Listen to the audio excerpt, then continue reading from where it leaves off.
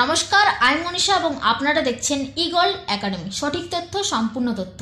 প্রাথমিক ও উচ্চ মাধ্যমিক বিদ্যালয়ের সমস্ত শিক্ষক শিক্ষিকাগণ বিভিন্ন প্রয়োজনে বিভিন্ন রকম ছুটি নিয়ে থাকেন এবং আপনারা আপনাদের প্রাপ্য ছুটিগুলি সম্পর্কে সম্পূর্ণভাবে ওয়াকিবহাল, সে বিষয়ে কোনো সন্দেহ নেই। কিন্তু কখনো কখনো কিছু কনফিউজিং সিচুয়েশান তৈরি হয় এবং সেক্ষেত্রে আপনারা কোন ধরনের ছুটির জন্য অ্যাপ্লাই করবেন তা বুঝে উঠতে পারেন না। আমি আজ আমার ভিডিওতে ছুটি সম্পর্কিত এবং চাকরি ক্ষেত্রে বেশ কিছু কনফিউজিং কোশ্চেন এবং সিচুয়েশন নিয়ে আলোচনা করব এবং তার সাথে সাথে উত্তর নিয়েও আলোচনা করব। তাই ভিডিওটি একদম শেষ পর্যন্ত দেখতে থাকুন এবং সাথে থাকুন। ভিডিওটি যদি ভালো লাগে তাহলে অবশ্যই লাইক করবেন, শেয়ার করবেন এবং চ্যানেলে নতুন হলে অবশ্যই সাবস্ক্রাইব করতে কিন্তু ভুলবেন না। তাহলে চলুন শুরু করি আজকের ভিডিও। আমরা শুরু করব একটার পর একটা কনফিউজিং কোশ্চেন এবং তার সাথে উত্তর। তো প্রথম কোশ্চেন হচ্ছে, একজন শিক্ষক দুর্ঘটনায় নিহত হয়েছেন, ওনার ডিভোর্সি স্ত্রী কি পারিবারিক পেনশন পাবেন? এর উত্তর কি হবে? এর উত্তর হবে, পশ্চিমবঙ্গে সরকারি চাকরিজীবীর ক্ষেত্রে পারিবারিক পেনশন সাধারণত সেই ব্যক্তির বর্তমান বা জীবিত বৈধ জীবনসঙ্গী পান। যদি শিক্ষকের ডিভোর্স হয়ে থাকে তবে ডিভোর্স হওয়া স্ত্রী পেনশনের দাবিদার হন না। কিন্তু ওই শিক্ষকের কোনো সন্তান যদি থাকে এবং সেই সন্তানের বয়স যদি 25 বছরের কম হয় তবে সে ফ্যামিলি পেনশন পাবে। এটা হচ্ছে 1 নম্বর কনফিউজিং কোশ্চেন। এরপরে নেক্সট কোশ্চেন হচ্ছে, শিক্ষিকারা চাকরি জীবনে কতবার মিসক্যারেজ এবং অ্যাবর্শন লিভ নিতে পারেন? এই কোশ্চেন অনেকের মনে আসতে পারে। এর উত্তর কি রয়েছে? কোনো সীমাবদ্ধতা নেই, প্রয়োজনেই পাওয়া যাবে। এই ছুটি মিসক্যারেজ বা অ্যাবর্শনের দিন থেকে অনধিক 6 সপ্তাহ পাওয়া যায়। এক্ষেত্রে রেজিস্টার ডাক্তার বা সরকারি হাসপাতালে ডাক্তারের সার্টিফিকেট দিতে হবে। এরপরে নেক্সট কোশ্চেন হচ্ছে, ম্যাটারনিটি লিভ দুবার নেওয়ার পর কি মিসক্যারেজ লিভ পাওয়া যায়? এর উত্তর কি হবে?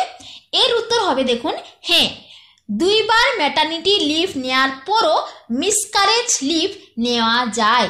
ম্যাটারনিটি লিভ ও মিসক্যারেজ লিভ একে অপরের বিকল্প নয়। ম্যাটারনিটি লিভের সংখ্যা পূর্ণ হয়ে গেলেও মিসক্যারেজ লিভ নেওয়া যায়।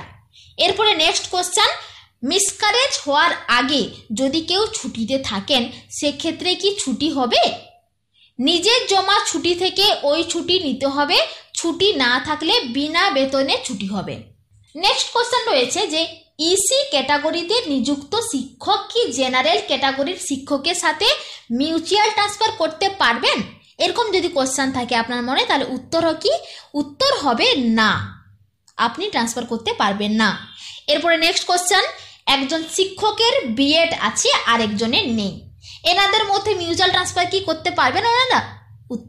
উত্তর হবে কিন্তু না, ওনারা মিউচুয়াল ট্রান্সফার করতে পারবেন না। এরপরে নেক্সট কোশ্চেন হচ্ছে, শারীরিক শিক্ষার শিক্ষক বিএড করেছেন, সার্ভিস বুকে কি এটা লেখা যাবে? এর উত্তর হচ্ছে, ডিআই এর অনুমতি সাপেক্ষে লেখা যাবে। প্রধান শিক্ষক অবসর গ্রহণ করার পর সহকারী প্রধান শিক্ষক থাকলে অন্য কোনো শিক্ষককে কি টিচার ইনচার্জ করা যাবে? যদি এরকম কোনো কোশ্চেন থাকে তাহলে এর উত্তর হবে, এ সম্পর্কে কোনো সরকারি আদেশনামা নেই। পুরো বিষয়টাই নির্ভর করে বিদ্যালয় পরিচালন সমিতির ওপর। এরপরে নেক্সট কোশ্চেন হচ্ছে, একজন শিক্ষিকার ম্যাটারনিটি লিভ যেদিন শেষ হবে সেই দিন থেকে পুজোর ছুটি পড়ে যাবে, তাহলে উনি কি করবেন? পুজো ছুটির পর বিদ্যালয় যেদিন খোলা হবে সেই দিন অবশ্যই উপস্থিত থাকবেন, অন্যথায় সামার ভ্যাকেশনের দিনগুলি আপনাকে সিএল অথবা কম্পেনসেটরি লিভ বাদ দিয়ে অন্য যে কোনো ছুটি নিতে হবে। এর সলিউশন এটাই। এরপরে নেক্সট কোয়েশ্চেন হচ্ছে, একজন শিক্ষক বা শিক্ষিকার সন্তানের চিকেন পক্স হয়েছে, উনি কি সংক্রামক ব্যাধিজনিত ছুটি পেতে পারেন? এরকম যদি কেউ সিচুয়েশনে পড়ে থাকেন তাহলে উনি কি করবেন? এর অ্যান্সার কি রয়েছে? জিও নাম্বার 1541 EDN ডেট 15/12/1977 অনুযায়ী একজন শিক্ষক বা শিক্ষিকা তখনই সংক্রামক ব্যাধিজনিত ছুটি পেতে পারেন যদি তিনি নিজে কোনো সংক্রামক ব্যাধিতে আক্রান্ত হন। সন্তানের জন্য এই ছুটি তিনি কোনোভাবেই পাবেন না, তবে সন্তানের যত্ন নেওয়ার জন্য সাধারণ মেডিকেল লিভ বা নৈমিত্তিক ছুটি বা চাইল্ড কেয়ার লিভ তিনি নিতে পারেন। এরপরে কোশ্চেন হচ্ছে, NI অ্যাক্ট অনুসারে 23 জানুয়ারি 26শে জানুয়ারি, 15ই আগস্ট এই দিনগুলি ছুটি কিন্তু পালনীয় রয়েছে, আপনারা সবাই জানেন। এবং ওই দিনগুলিতে বিদ্যালয়ে উপস্থিত না হলে কি সিএল কাটা যাবে? এই কোশ্চেন আপনাদের সকলের মনে হয়তো আসে। এর উত্তর কি হবে দেখুন। এর উত্তর রয়েছে শিক্ষা দপ্তরের নির্দেশ রয়েছে ওই দিনগুলি এবং আরও বিশেষ কিছু দিন রয়েছে যে দিনগুলি ছুটি কিন্তু বিদ্যালয়ে পালন করতে বলা হয়। এই দিনগুলিতে ছুটি থাকায় সিএল কাটার কথা নয়, কিন্তু বোর্ডের নির্দেশনামা S18 ডেট 14/1/2005 অনুযায়ী ওই অনুপস্থিতির সন্তোষজনক ব্যাখ্যা না থাকলে সংশ্লিষ্ট শিক্ষক বা শিক্ষাকর্মীর বিরুদ্ধে শাস্তিমূলক ব্যবস্থা নেওয়া যেতে পারে। এরপরে নেক্সট কোশ্চেন হচ্ছে, ছুটি হওয়ার আগেই কোনো শিক্ষক বা শিক্ষিকা বিদ্যালয় থেকে চলে গেলেন, এটা কি করা যায়? ছুটি হওয়ার আগেই কোনো শিক্ষক বা শিক্ষিকা বিদ্যালয় প্রধানের অনুমতি না নিয়ে যদি চলে যান, সেক্ষেত্রে উনি শিক্ষক বা শিক্ষিকাদের আচরণবিধি 2005-এর 15 নম্বর ধারা লঙ্ঘন করেছেন বলে বিবেচিত হবে। এক্ষেত্রে শাস্তি হতে পারে বোর্ডের নির্দেশনামা S18 ডেট 14/1/2005 অনুযায়ী। এরপরে কোশ্চেন হচ্ছে, এডিশনাল পোস্টে চাকরি করাকালীন একজন শিক্ষক বিনা বেতনে মেডিকেল গ্রাউন্ডে ছুটি নিয়েছিলেন, উনার ইনক্রিমেন্ট কি পিছিয়ে যাবে? এরকম যদি কোশ্চেন রয়েছে, এর অ্যান্সার হবে না। একজন ভদ্রমহিলার শিক্ষিকা মা কর্মরত অবস্থায় মারা গিয়েছেন, উনি কি অনুকম্পাজনিত ক্ষেত্রে এই চাকরি পাবেন? এর উত্তর কিন্তু না হবে। একজন শিক্ষক অসুস্থতার কারণে 1.5 মাস বিনা বেতনে ছুটিতে ছিলেন, ওনার বার্ষিক ইনক্রিমেন্ট কতদিন পিছিয়ে যাবে? এর অ্যান্সার হচ্ছে, উনি যেহেতু মেডিকেল গ্রাউন্ডে বিনা বেতনে ছুটি নিয়েছেন, তাই এক্ষেত্রে ওনার স্বাভাবিক বার্ষিক ইনক্রিমেন্ট পেছাবে না। বিনা বেতনে ছুটি নিলে কি ব্রেক অফ সার্ভিস হয়? উত্তর হবে না। এটাও অনেকের মনে কোশ্চেন থাকতে পারে যে যদি বিনা বেতনে ছুটি হয় তাহলে কি ওনার ব্রেক অফ সার্ভিস হবে? তাহলে সেক্ষেত্রে অ্যান্সার হবে না। এরপরে রয়েছে, বড় ছুটির পর অনুপস্থিত থাকলে এমএল হয়। একজন শিক্ষকের গরম ছুটির পর যেদিন স্কুল খুলবে সেদিন পরীক্ষা আছে, উনি স্টাডি লিভ পাননি, এক্ষেত্রে উনি কি সিএল নিয়ে পরীক্ষা দিতে পারবেন?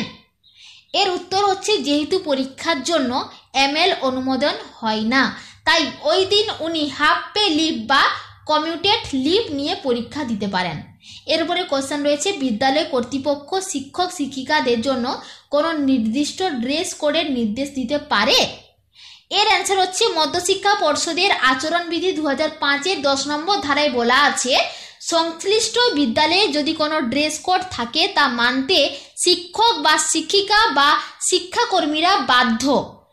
কিন্তু গত 30/5/2005 পর্ষদের নির্দেশনামা 120 নম্বরতে তা বাতিল করা হয়, ফলে নির্দিষ্ট কোনো ড্রেস কোডের বিষয় আর থাকছে না। তবে সামাজিক ও পেশাগত অবস্থানের কথা মাথায় রেখে রুচিশীল শোভনীয় পোশাক পরে বিদ্যালয়ে প্রবেশ করাই বাঞ্ছনীয়। এর পরের কোশ্চেন হচ্ছে, বাড়ি ভাড়া ভাতা ডিক্লারেশন দেওয়া কি বাধ্যতামূলক? হ্যাঁ, প্রতি বছর জানুয়ারি ও জুলাই মাসে শিক্ষক বা অশিক্ষক কর্মীদের ওই ডিক্লারেশন দেওয়া বাধ্যতামূলক, না দিলে বাড়ি ভাড়া ভাতা থেকে বঞ্চিত হবেন।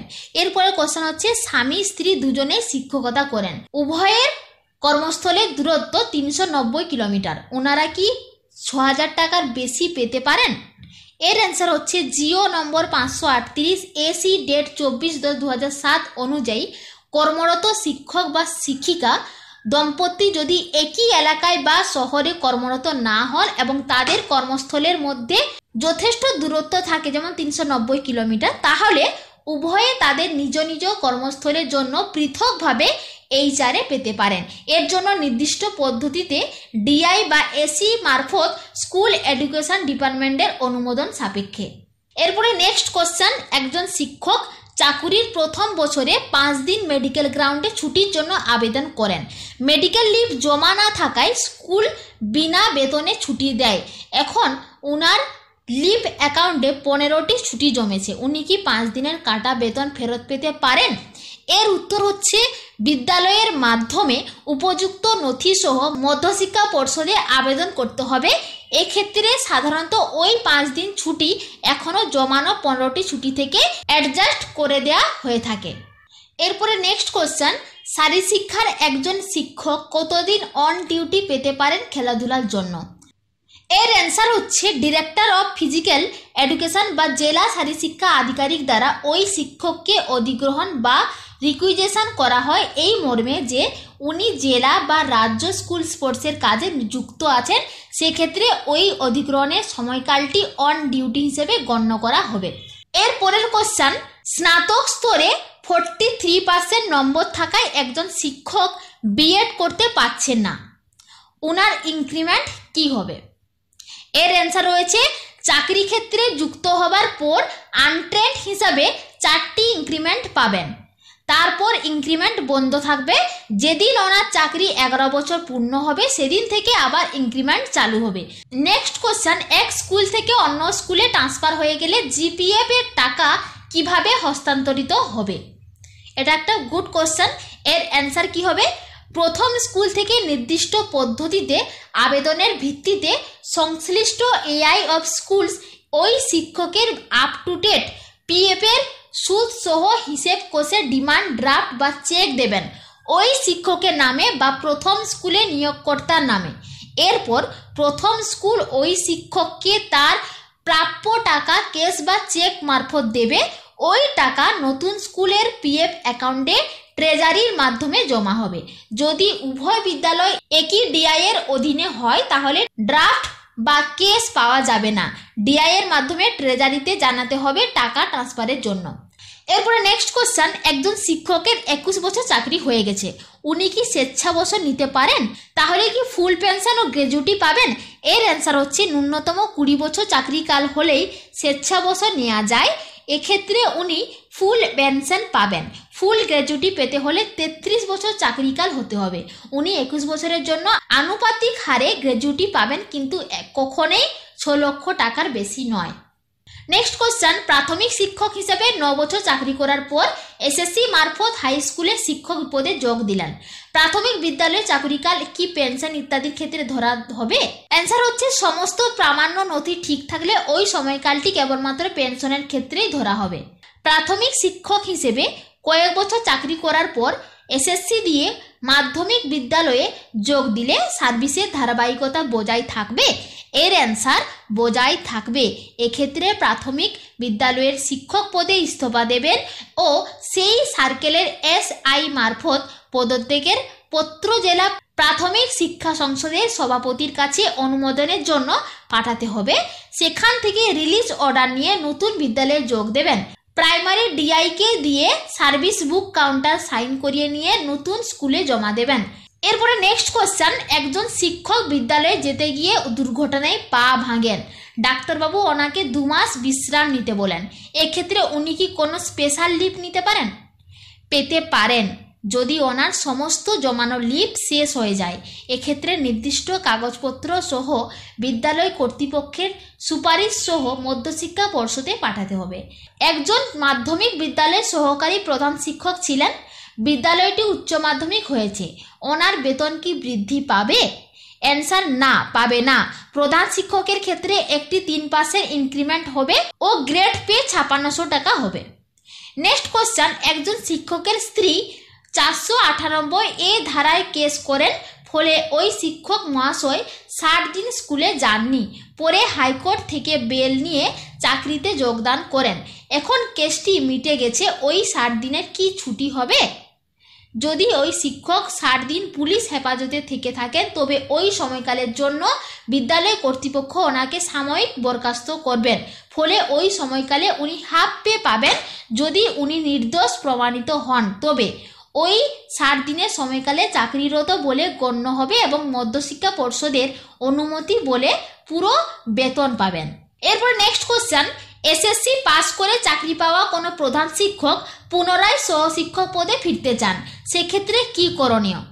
যদি লিভ নিয়ে থাকেন তাহলে বর্তমান বিদ্যালয় থেকে রিলিজ অর্ডার নিয়ে পুরনো স্কুলে সহশিক্ষক পদে যোগ দিতে পারেন, কিন্তু লিভ না থাকলে কোনোভাবেই সম্ভব নয়। এরপরে নেক্সট কোশ্চেন, একজন শিক্ষক বিদ্যালয়ে হাজির না হয়ে পরে হাজিরা খাতায় সই করলেন, এক্ষেত্রে কে দায়ী থাকবে? এটি কি শাস্তিযোগ্য অপরাধ? অ্যান্সার হচ্ছে বিদ্যালয়ের প্রধান শিক্ষক এর জন্য দায়ী থাকবেন, অবশ্যই শাস্তিযোগ্য অপরাধ। বিষয়টি জেলা বিদ্যালয় পরিদর্শকের নজরে আনতে হবে।